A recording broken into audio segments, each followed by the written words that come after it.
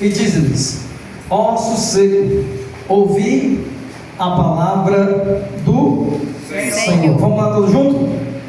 Disse-me ele: profetiza a estes ossos. E disse-lhe: ossos secos, ouvi a palavra do Senhor. Amém? Podeis sentar, glorificando o Pai, o Filho e o Santo Espírito de Deus. Louvo a Deus pela vida do pastor Rafael. Quero parabenizar por esse dia, essa data especial, né? Dia do pastor. Que Deus possa estar abençoando a sua vida, o seu ministério. A sua esposa já fez aí, né, as considerações. Nós também queremos pegar esse gancho para também, né, oferecer esse dia especial para você, tudo bem? Louvo a Deus pela vida do cantor que está nos visitando, está abençoado. Que Deus possa estar guardando o seu coração, viu? Sei que não é fácil a gente perder alguém da nossa família, mas a gente tem que estar firmado em Deus, amém? Louvo a Deus pela vida desse cantor abençoado que sempre está conosco aqui, né? No Peron, onde for também, viu? Esse homem aqui é um homem abençoado, graças a Deus. Louvo a Deus também pela vida da minha esposa, da vida Safira, amém? Irmãos, quantos estão com a Bíblia aberta? Aleluia! Vamos observar o texto aqui, amém?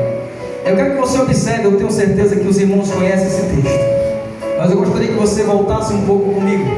Eu sei que o tempo já está avançado, mas nós temos aí uns 15 minutos, né, pastor? Mas observe aqui, eu gostaria de falar em rápidas palavras. Quem não conhece o profeta Ezequiel, tem uma questão interessante nesse profeta. Por quê? Você pode observar que ele não foi um profeta, digamos, como o profeta Isaías, como o profeta Jeremias, como o profeta Daniel, Oséias, Abacuque, Sofonias, Obadias, Ageu, Malaquias, enfim, os profetas que permearam sobre a terra, também como o profeta Zacarias. Ele se assemelha também um pouco ao profeta Zacarias, porque o profeta Zacarias também teve algumas visões. Mas agora observe, ele está em uma situação onde está sendo levado para um cativeiro. Ele está entrando em um cativeiro. Cativeiro esse que manteria o povo de Israel cativo a uma situação pela qual o povo não estaria fazendo mais a sua vontade, mas estaria subjugado pela autoridade de um rei, autoridade de um monarca que estava exercendo o seu poder ou seu ofício. Agora observe, ele estava em uma situação, a Bíblia vai falar que ele se encontrava num rio chamado Quebar, e você pode observar que ele teve visões de Deus. Aleluia. É interessante que o texto não vai dizer ele teve visão, ele teve visões. Isso quer dizer o quê? Que ele não teve só uma visão, mas ele teve várias e várias visões. E agora o que chama a atenção é que Deus começa a se revelar para ele, mostrar para ele através de visões, não de visagens, porque nós entendemos, pastor, que tem muitas pessoas vendo visagens, dizendo que é Deus que está falando, mas na verdade é visagens.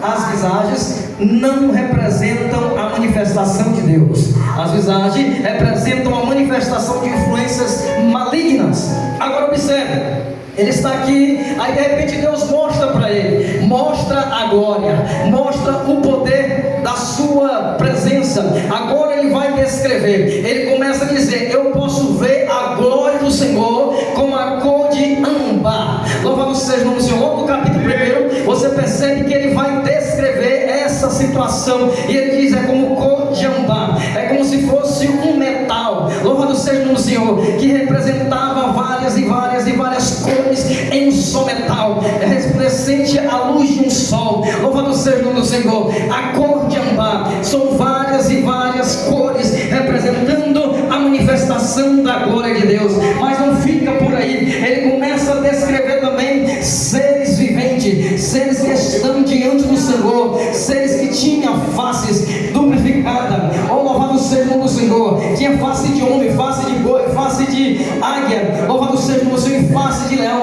Mas eu quero que você observe que ele continua dizendo, ele continua descrevendo. Ele diz também em uma das suas visões que ele vê um varão que vai medir, que vai estar notificando a profundidade de um certo rio. Mas eu quero que você chame a sua atenção especificamente aqui, justamente nessa visão, a visão do vale de ossos secos. Louvado seja o nome do Senhor. Você percebe que Deus começa mostrando a glória.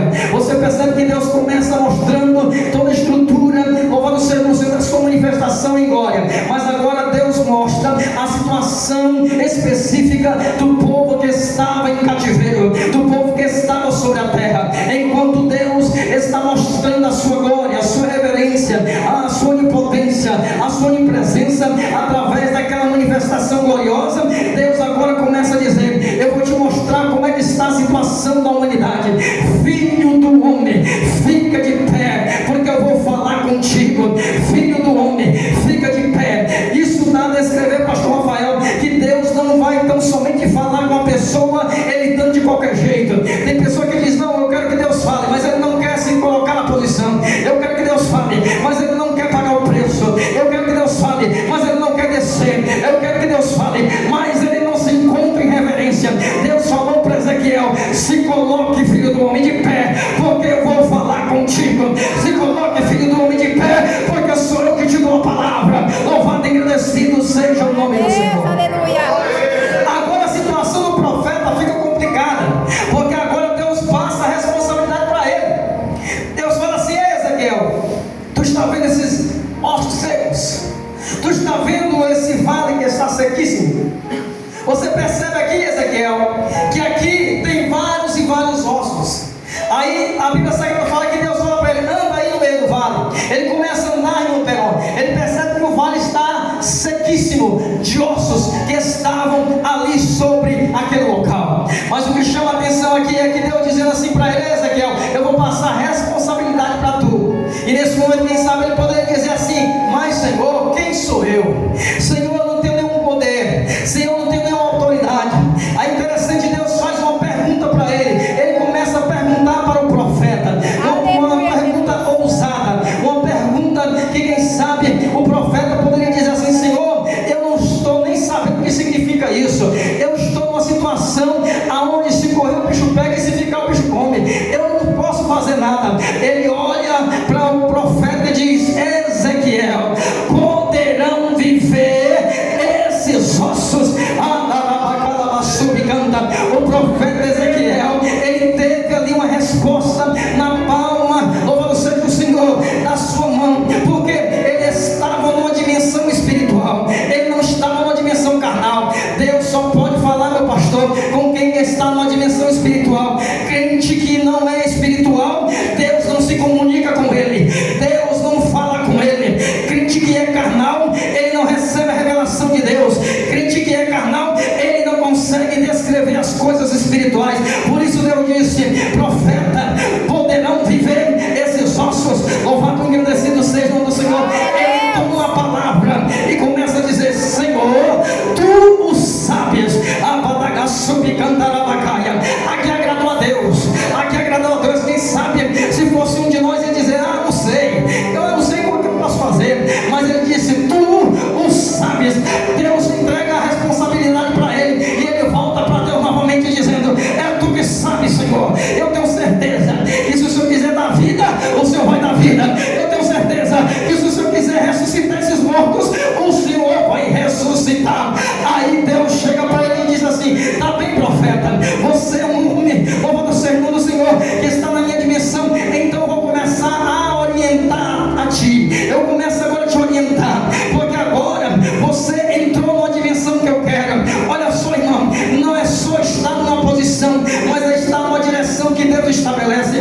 Deus queria levar o profeta numa dimensão aonde ele estaria controlando o seu próprio coração, o seu próprio entendimento. Ezequiel não estava vendo visagem, Ezequiel não estava tendo sonho, Ezequiel não estava tendo pesadelo, Ezequiel não estava, quem sabe, perturbadamente. Ezequiel não pode, louvado seja o Senhor, estar numa condição dessa.